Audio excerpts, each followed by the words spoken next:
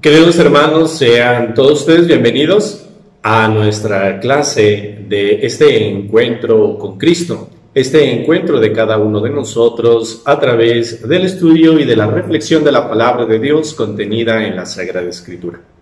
Les invito, en el nombre de Dios nuestro Señor, a iniciar con una oración. En el nombre del Padre, y del Hijo, y del Espíritu Santo. Amén. Ven Espíritu Santo, llena los corazones de tus fieles y enciende en ellos el fuego de tu amor. Envía, Señor, tu Espíritu y todo será de nuevo creado y se renovará la faz de la tierra.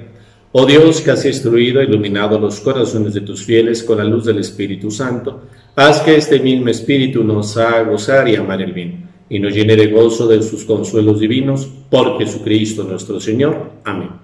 Espíritu Santo, fuente de luz, ilumínanos. En el nombre del Padre, y del Hijo, y del Espíritu Santo. Amén.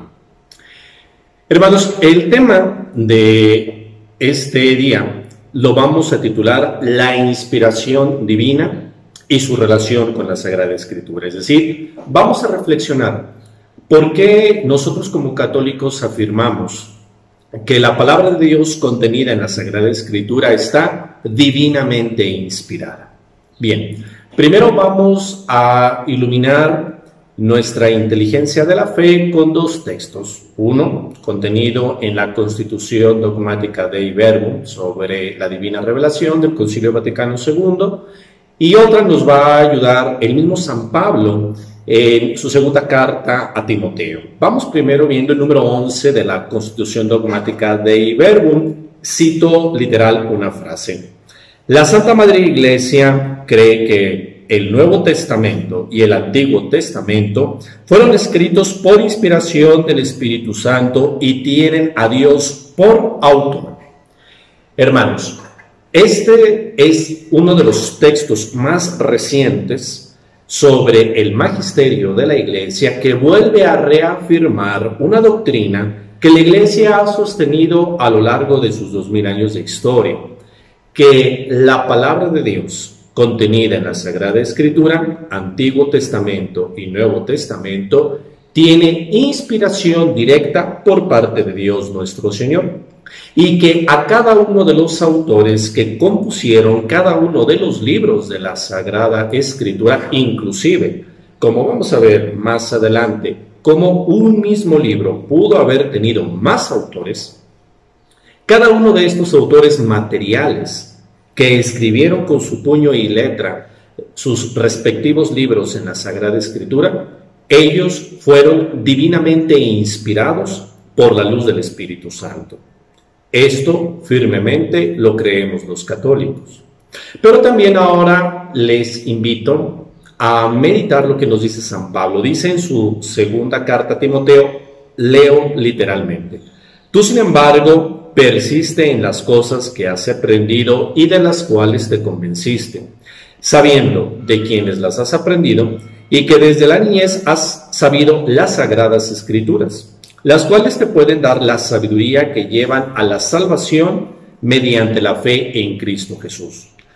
Toda Escritura, fíjense bien en esta afirmación contundente de San Pablo, toda Escritura es inspirada por Dios y útil para enseñar, para reprender, para corregir, para instruir en justicia, a fin de que el hombre de Dios sea perfecto, equipado para toda obra buena. Es decir, ya el mismo San Pablo, heredero obvio de las tradiciones judías, reflexiona sobre el carácter divino que inspira toda la palabra de Dios.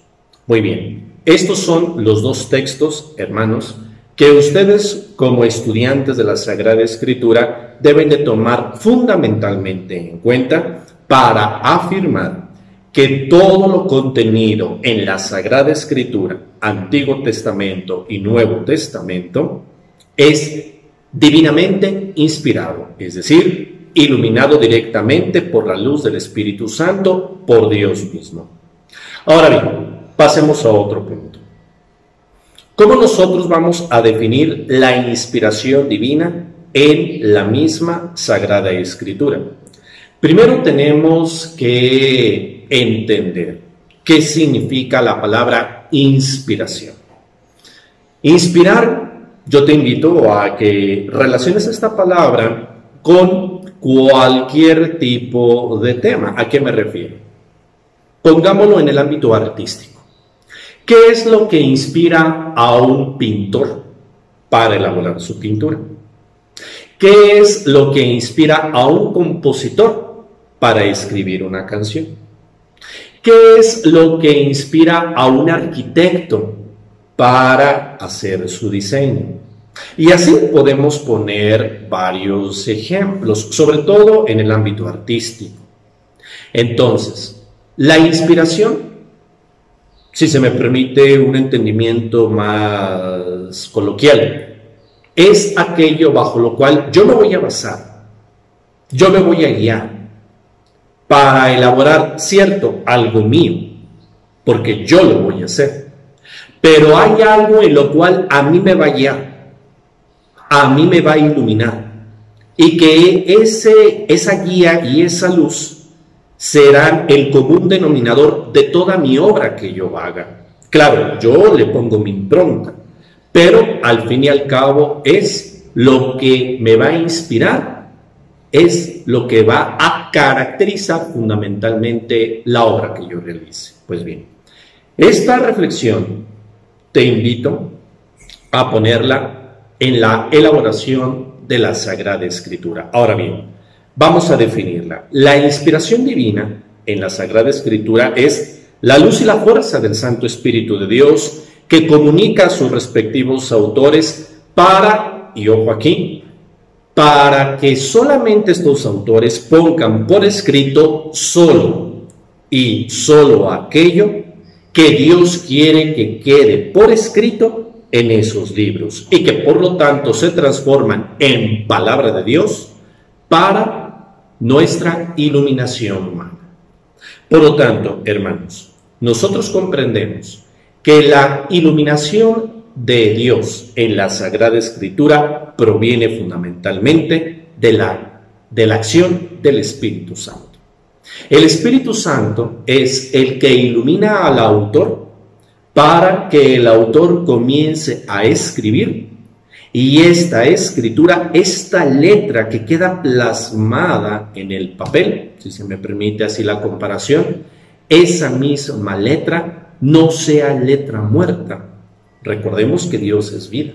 Por lo tanto, todo lo que Dios tenga que ver en la escritura, esa letra que queda plasmada en la escritura es letra viva. Ahora sí podemos comprender cómo esta comparación que usa el Papa Benedicto XVI cuando dice que la fe cristiana no es la religión de un libro, sino que la fe cristiana es la religión de un encuentro vivo y personal, claro, de alguien con quien está vivo. Es decir, el cristiano en su relación con Jesucristo, verdadero Dios y verdadero hombre, es una persona viva. Y ese encuentro que tú como cristiano tengas con Jesucristo pasa a través de la palabra de Dios, contenida en su Sagrada Escritura. Por eso tiene esto una consecuencia muy concreta. Cada vez que tú tomas tu Biblia, cada vez que tú lees tu Biblia, cada vez que tú vienes a misa, cada vez que tú escuchas al lector proclamar la palabra de Dios, cada vez que tú escuchas y ves al sacerdote proclamar el Santo Evangelio, es Cristo mismo quien de manera personal toma la voz del sacerdote, toma la voz del lector. Inclusive, toma tu propia voz cuando tú personalmente estás leyendo la Biblia. Es Cristo mismo quien te posee por la luz del Espíritu Santo que habita en el sacerdote, en el lector o en ti, para que tú, cuando tengas el encuentro con la Biblia, con la palabra de Dios, no sea una letra muerta, sino que sea una letra viva, que entre en ti, que te penetre en ti, y que sea para ti una acción viva, una acción que transforme tu vida, porque toda palabra de Dios que tú comprendas en la inteligencia de tu fe te debe de llevar a una acción, es decir, una acción basada en aquello mismo que tú estás leyendo. Por ejemplo, si tú lees en el Santo Evangelio la palabra de Jesús cuando le dice a San Pedro, no solamente vas a perdonar 7 veces, sino hasta 70 veces 7, significa que el perdón forma parte connatural al ser de cristiano. Por lo tanto, si en ese momento tú tienes algo en contra de una persona, al momento de leer ese texto de la palabra de Dios en el cual Jesucristo te invita a ti a que perdones a quien te ha ofendido, obviamente esa palabra viva penetra en tu corazón y te lleva a tu voluntad a actuar en consecuencia. Por eso, nosotros ya afirmamos que la divina inspiración de la Sagrada Escritura te lleva a ti a comprender que cada palabra, cada letra, cada expresión contenida en la Biblia está divinamente inspirada, porque el Espíritu de Dios es espíritu que da vida, y esa vida a la cual el lector entra en contacto con ella, esa vida penetra en ti y te lleva a actuar en tu vida conforme a lo que has leído. Ahora bien, comprendemos que el Espíritu Santo mueve a los autores materiales de cada libro de la Sagrada Escritura de una manera sobrenatural. ¿A qué me refiero? Primero, sí les invito a comprender de que la acción del Espíritu Santo en cada uno de los autores que escribieron los diversos textos, los diversos libros que componen la Sagrada Escritura, para nada se debe de comparar, por ejemplo, a la acción de un titiritero y una marioneta. Si nos imaginamos esta imagen, pues en realidad una marioneta es un muñeco sin vida. Aparentemente cobra vida cuando el titiritero en la parte de arriba jala los hilos y da los movimientos, pero obviamente es un objeto inanimado lo que se mueve. Eso no es la manera de entender la acción del Espíritu Santo sobre los autores. Cada autor que escribió cada texto de la Sagrada Escritura es una persona con entera inteligencia, con entera voluntad, con entera libertad. Y al mismo tiempo nos ayuda a comprender porque cada hombre, cada autor, está condicionado por su cultura, por su lenguaje, por la etapa histórica que le toca vivir en ese momento en el cual Dios le inspira para escribir la Sagrada Escritura o su texto correspondiente. Por lo tanto, hablamos de personas, de seres humanos libres, en pleno uso de sus facultades mentales. Pero entonces, ¿cómo obra la acción del Espíritu Santo sobre esos autores? Fíjense bien, esta acción sobrenatural se manifiesta sobre 2 formas. Primero, sobre la inteligencia. Segundo, sobre la voluntad. Primero, sobre la inteligencia. Es el Espíritu Santo que ilumina la inteligencia para que pueda dar un juicio correcto sobre lo que tenía él que escribir. Recordemos que la inteligencia, como don de Dios, tiene como objeto conocer la verdad. Y en el uso de la inteligencia, por la lógica, tenemos que hacer juicio. Un juicio es un discernimiento para tomar una decisión. Ahora bien, cada autor tenía que hacer uso de su inteligencia para saber qué escribir. Te pongo un ejemplo. El profeta Amós. El profeta Amós le toca escribir en el contexto de una época donde en el reino de Israel había una situación de injusticia social tremenda.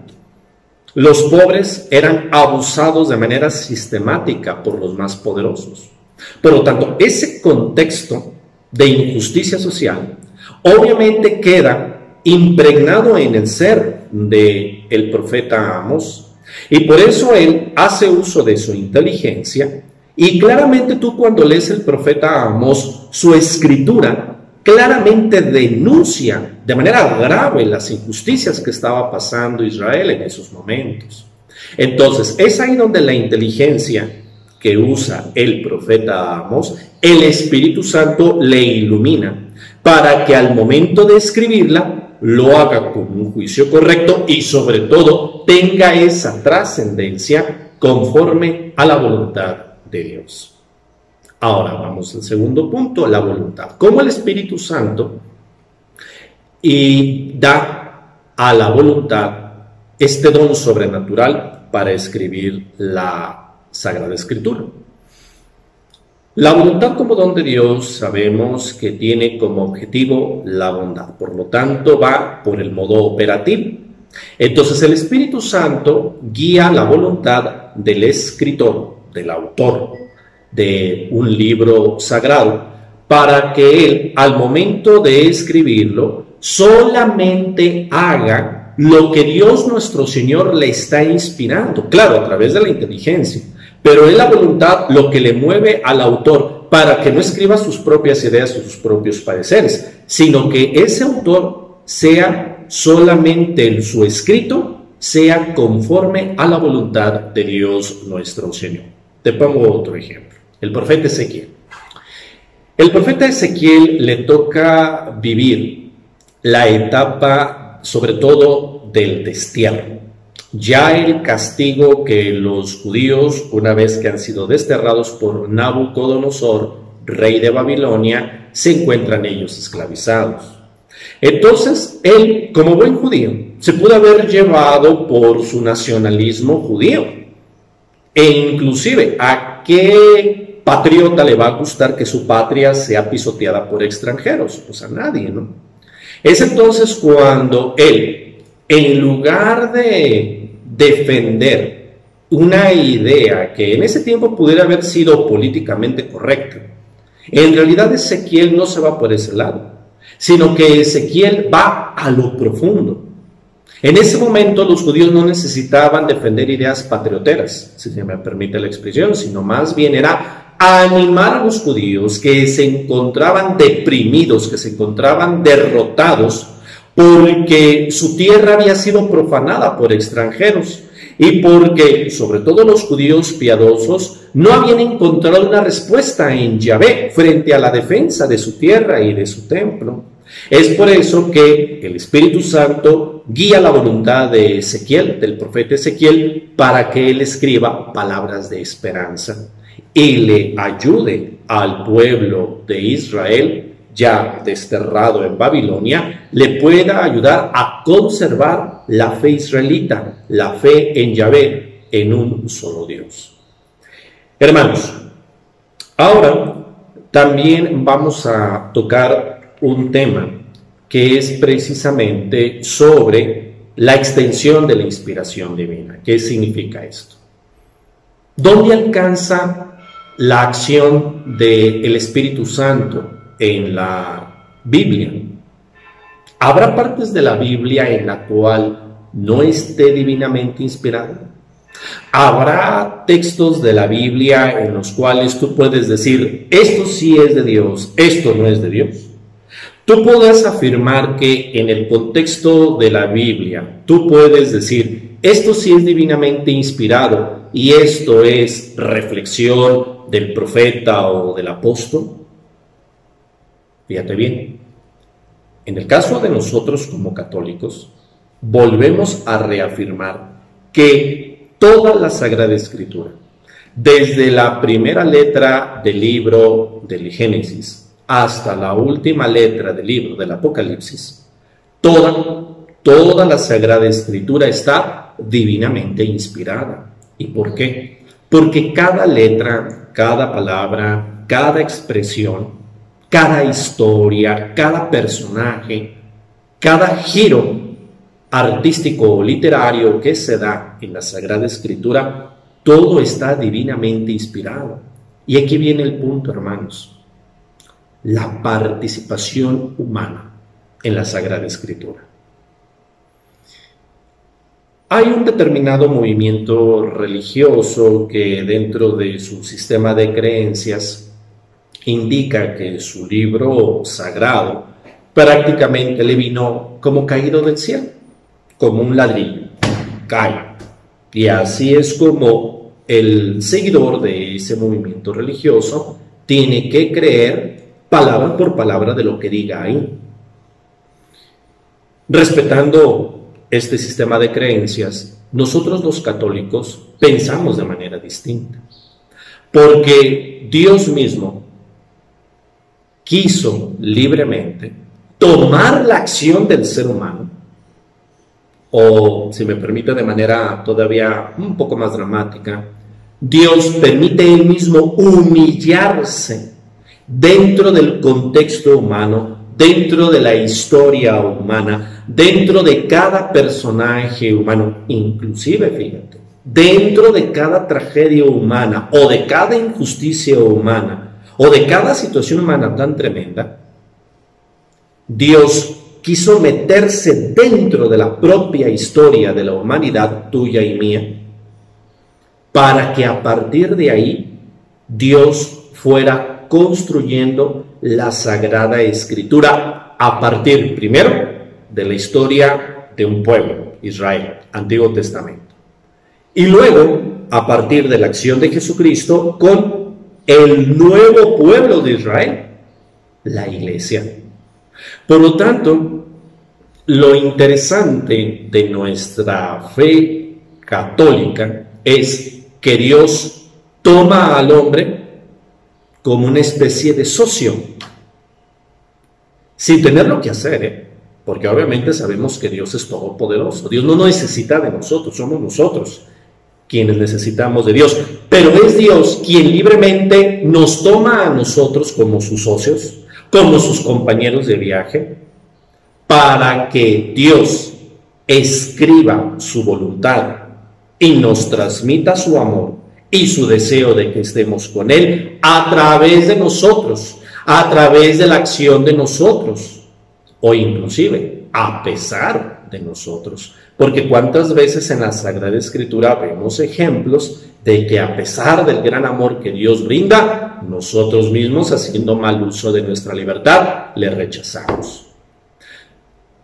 Creo yo que este modo de reflexión, hermanos, nos puede ayudar cuando nos topamos dentro de la historia de la salvación contenida en la Biblia, cuando nos topamos con textos difíciles o muy difíciles de entender.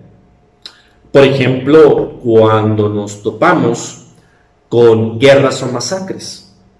¿Acaso es voluntad del Espíritu Santo que haya habido masacres o guerras, sobre todo contenidas en la Antigua Alianza, en el Antiguo Testamento? Fíjate cómo esto te ayuda a entender lo que afirmamos. Dios toma el contexto de una guerra, con todas las tragedias que conlleva una guerra, para darnos una enseñanza.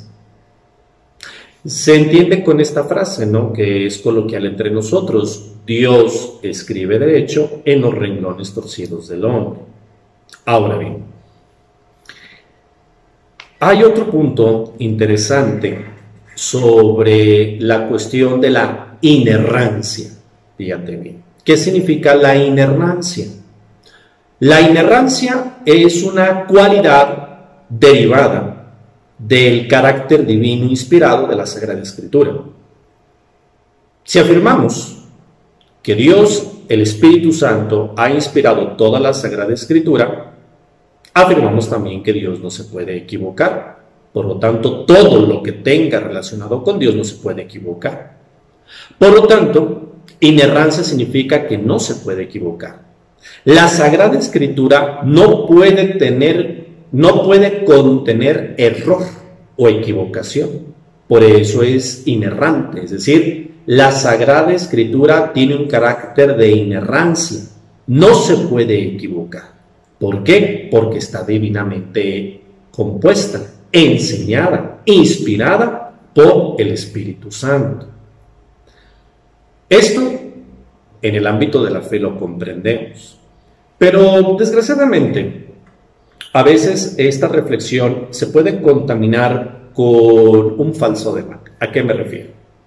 Te voy a poner un ejemplo. Cuando personas, sobre todo ya en el ámbito educativo, llegan, te dicen, no, que según eso el mundo fue creado en 7 días. ¿Cómo entonces podemos explicar la existencia de los dinosaurios? Que ciertamente existieron. y que duraron hace millones de años. ¿Cómo comprender la evolución del mundo y del universo si es millones de años? Y así, ya más o menos ya vas captando cómo las ideas científicas que claramente existen y que son necesarias para nuestra reflexión, haciendo el uso de la inteligencia, desgraciadamente algunas personas las toman para atacar y contradecir el contenido de la Sagrada Escritura. Ahora bien, ¿cómo debemos de entender esto, hermanos? Hay una frase que en nuestros maestros de Sagrada Escritura en el seminario nos decían: la Biblia no te dice qué es el cielo.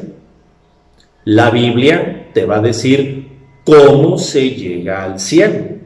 Es decir, en la Sagrada Escritura tú no tienes que buscar argumentos científicos. Pues no. Si tú vas al libro del Génesis, tú no debes de ir con la mentalidad de encontrar el origen científico o la evolución de las especies. Claro que no. ¿Por qué? Porque no fue la intención del autor hacer esto. Cuando tú vas al libro del Génesis es porque tú quieres encontrar ahí tu origen derivado en Dios nuestro Señor. Tú vas a encontrar ahí cómo la creación es una voluntad de amor de Dios nuestro Señor. Vas a encontrar al hombre y a la mujer creados a imagen y semejanza de Dios a través del don de la inteligencia y de la voluntad. Tú vas a encontrar también ahí el origen de la maldad a través del pecado original. Y también vas a encontrar ahí el protoevangelio, es decir, el primer anuncio del Mesías, el primer anuncio de la futura salvación que Dios va a obrar, entre otros temas. Entonces, aquí, cuando hablamos del tema de la inerrancia, lo hablamos siempre desde el ámbito de nuestra fe.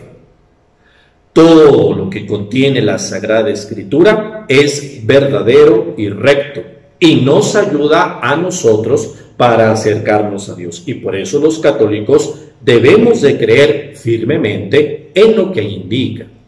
Y que otros temas u otras disciplinas que también ayudan en su estudio, como ahorita me viene a la mente el tema de la arqueología, es una ciencia.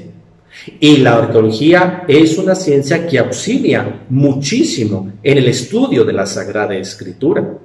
Pero no por eso la arqueología va a sustituir a la Sagrada Escritura. Claro que no. Cada quien tiene un ámbito y un objetivo de estudio distinto.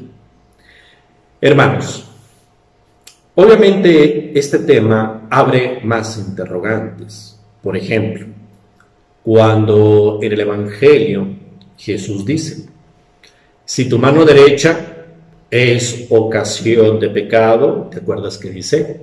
Córtatela. Más vale que entres manco al reino de los cielos y no que con todo tu cuerpo vayas a la condenación eterna. Alguien puede decir: ah, padre, entonces quiere decir que debemos de cortarnos la mano. Obviamente que no. Pero obviamente esto nos va a ayudar a abrir el tema del estudio de la Sagrada Escritura, porque más adelante vamos a ver el tema de los géneros literarios, la manera en cómo se debe de interpretar la Sagrada Escritura, la manera en cómo incluso uno como sacerdote debe de predicar la Sagrada Escritura, la manera en cómo tú la debes de estudiar. O sea, el mundo de la Sagrada Escritura, como Dios mismo, es infinito, nunca se va a acabar.